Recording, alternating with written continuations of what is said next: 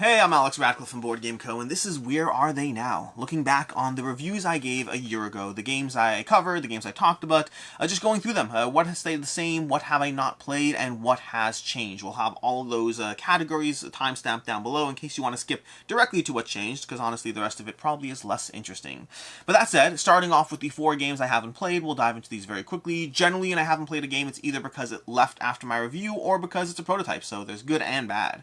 We have Tapestry, which is a 3.5 from Stonemaier Games. Tapestry is a game that I got back to dive into it solo. I dove into it solo, I dove into it again multiplayer. It was a game that I had originally got in, kind of was intrigued, and then got rid of, and then got back to play more because I kind of wanted it back. There's a lot of good things going on with Tapestry, but at the end of the day, it's one that while I did enjoy, I enjoyed going into it solo, and I enjoyed playing it with multiple people, it didn't hit that level that I need to keep around. It's a 3.5 out of 5. Haven't played it since then, and therefore the review hasn't changed either. I also covered Cult of the Deep, which I believe is finally just starting to arrive to people right now. Cult of the Deep is a game that I give a 3 out of 5. I enjoyed it. It's a hit and roll game with a bunch of cultists, so you try to figure out who to kill or what your goals are and what to do, how to take advantage of the various location abilities. A lot of fun things going on in Cult of the Deep. For me, it's just heavily competing against some of my favorite hit and roll games, and I just don't know if Cult of the Deep would get played as much, but I haven't played it because it's a prototype, but that is a 3 out of 5, and I believe it's landing now. I think I just saw Quacklope got their hands on a copy. A few other people have been starting to show their copies, so this is one that's starting to land, and you'll have an opportunity to check this out, pick it up, search the secondhand market, all of that stuff.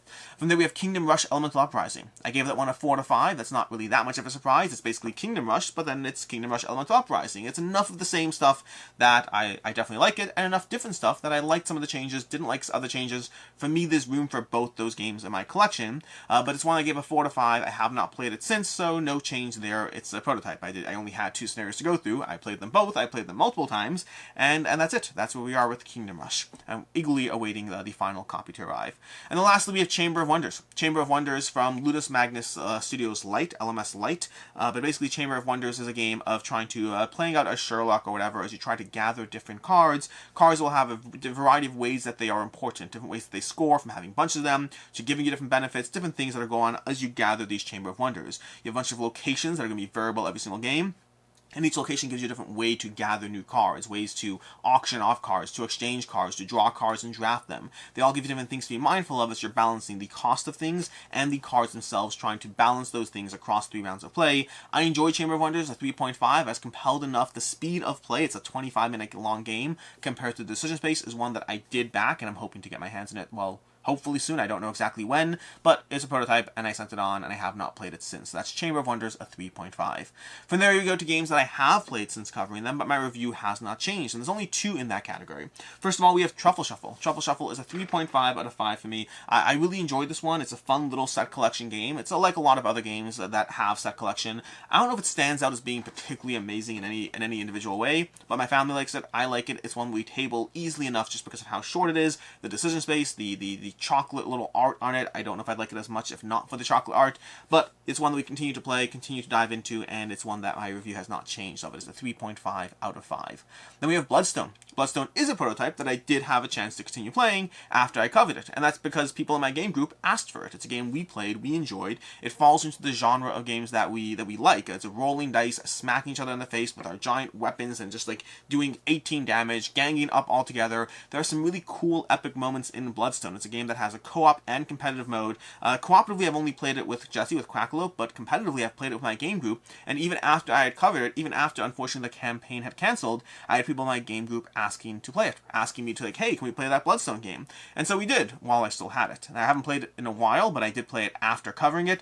It's still a 4 out of 4 for me. It's still a 4, not 4 out of 4, it's still a 4 out of 5 for me. It's one that I'm very much looking forward to. There's healthy enough doses of luck that I wouldn't give it higher than a 4, at least not right now, although final copies can change that, and especially the cooperative mode. I mind luck even less in cooperative, and so depending on how the cooperative goes out, potentially I could see it increasing, but that will be time will tell. It's not even on Kickstarter yet. Again, it's going to be back on Kickstarter hopefully later this year. We shall see, from Druid City Games.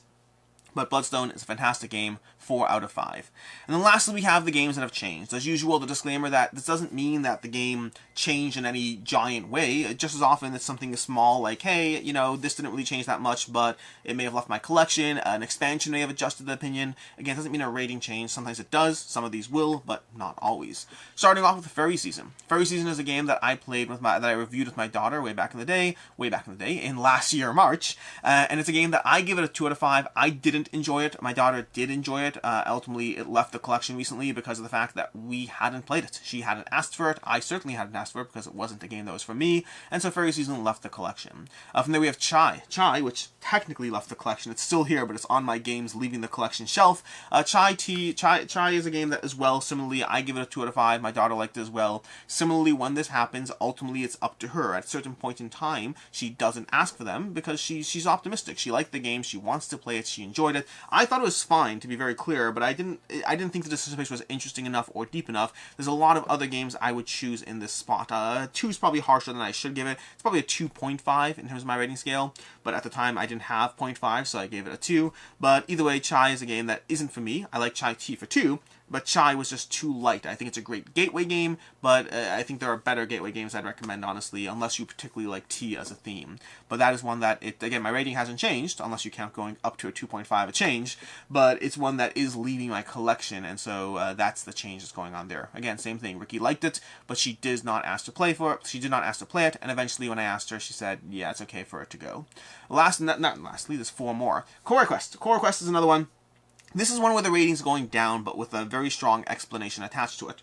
Coraquest is a game I gave a 5 out of 5. In my enthusiasm and my excitement, I was like, this is such a great kids game, and I gave it a 5 out of 5 in my review, but that's a contextual 5 out of 5, and it's gone down to a 4 out of 5 for me. I still think Coraquest is fantastic, and it's not that my opinion has changed. If anything, it's been cemented as exactly where it is. This is just something I constantly struggle with and wrestle with, and back then, this is like one of the, I think this is like the second or third, I think this might have been the third kids game I reviewed on the channel, and so that affected my experience or interaction. But basically, Coraquest, I gave a 5 out of 5 under the premise, under the concept that it was one of the better kids games I've played. And so within the context, within the genre of kids games, it was a 5 out of 5. It's amazing, it's incredible. But ultimately, it's a game I'm not going to play with adults. It's a game I'm happy to play with my children. And that's a big context for me, by the way. For me, the best kids games are games that when they ask to play it, I want to play it. Not like I'm reluctantly willing to play it, but I want to play it with you. And I do like playing Coraquest with my kids. The decision space is interesting enough that I am engaged, but it's not so interesting as to put it out of the realm of their accessibility. I think it's a great kids game. My opinion has not changed, but my rating has changed on a technicality. It's a 4 out of 5. It's not a 5 out of 5. There's very few kids games, if any, that I would call a 5 out of 5. Just the nature of my own opinion versus the context of trying to rate something within its genre. It's a constant struggle. I still don't have it down. I just try and do the best I can. From there we have Cloaked Cats. Cloaked Cats went from a 3 to a 3.5. Cloaked Cats is fantastic. It's a great game. It's one that we've continuously played and continuously dove into. It's from Haba, and it's basically a deduction game for kids, for family-friendly stuff. You're trying to figure out whose cat, and what are the attributes you have for your cat as you slowly deduce what's going on as people put down tokens on various cats. You're playing the cards, you're making judgment calls, you're trying to say, oh, you know, I have this, I have that. You're like, well, maybe you have a black cat, or maybe you have a cat with a hat. Who really knows? Maybe your cat's got stripes. And you start figuring out, but you also put this token down this other stripe card, and so between the choices you're making over there, eventually you get to a point where you can figure out what other people's cards are. It's a lot of fun. It's one we consistently pull out and play. It's become one of our more played family-friendly kid games. A great deduction game, definitely gone up to a 3.5 for me. From there we have Everdell. Everdell, my opinion here hasn't changed strongly on Everdell. Everdell has been a 5 out of 5 for a long time, and that hasn't changed right now, but I have since played with some of the expansions.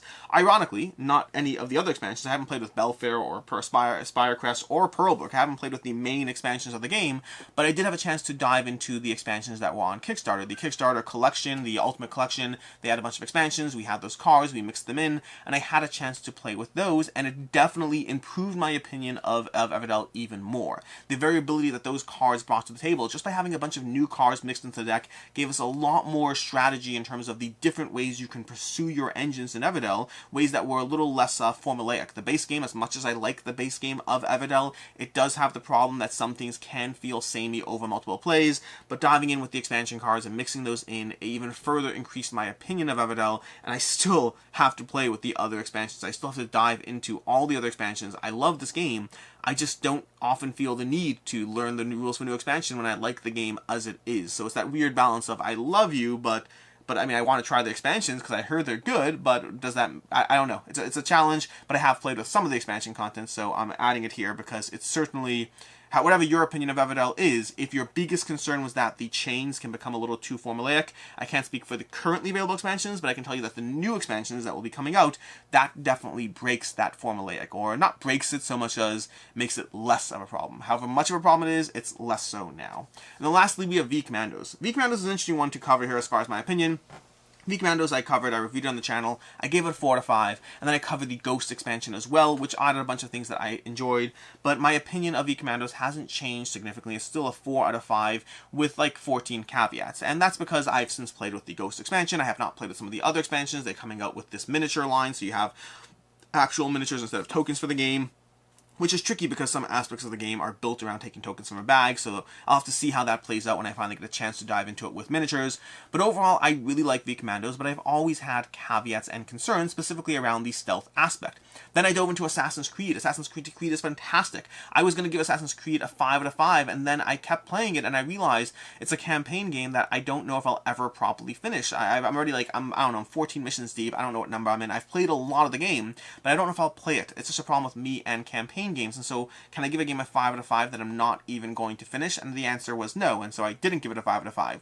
But it also made it harder to understand what do I pick, because I like Assassin's Creed better than V-Commandos on a purely mechanical stance of how Assassin's Creed does it versus how V-Commandos does it, with the context of the different games, the expansions I've played, or whatnot. And so I was like, well, I have to get rid of V-Commandos because I like Assassin's Creed more, but I think I'll play V-Commandos because it has more one-shot, and Assassin's Creed I won't. And my favorite parts of Assassin's Creed was not the fact that there was escalating gear and stuff that you earn. I just really liked the puzzle of the game. I wish the game was scenario-driven, or if they gave you some way to make that one-shot, to give you one-shot access to the scenarios, grab a few gear, do different things. I love Assassin's Creed, but it has really put me in this hard space with V-Commandos where I like both games, but both of them have different flaws. V-Commandos' biggest flaw is that it's not Assassin's Creed. And Assassin's Creed's biggest flaw is that it's campaign-based. So it's this weird stance I'm in with V-Commandos. For right now, I already backed an all-in pledge of the most recent expansion, to the most recent Kickstarter, to get those miniatures, to get the content, to get the expansions, all the stuff I didn't have for the game. And it's now called V-Sabotage as well, by the way, so they've since updated that. That's a licensing thing, but effectively, not licensing thing, a copyright thing, whatever you want to call it, a trademark, whatever. But effectively, I am very intrigued to see what happens with this one. I think V-Commandos is fantastic.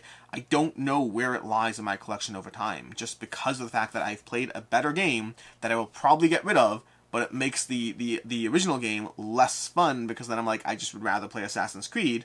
So it's this weird spot. I don't have any firm answers. We'll talk about it in the future, I'm sure, because eventually we'll hit a point where it's been a year since I reviewed Assassin's Creed, and then eventually I'll get the expansions to V-Commandos, V-Sabotage.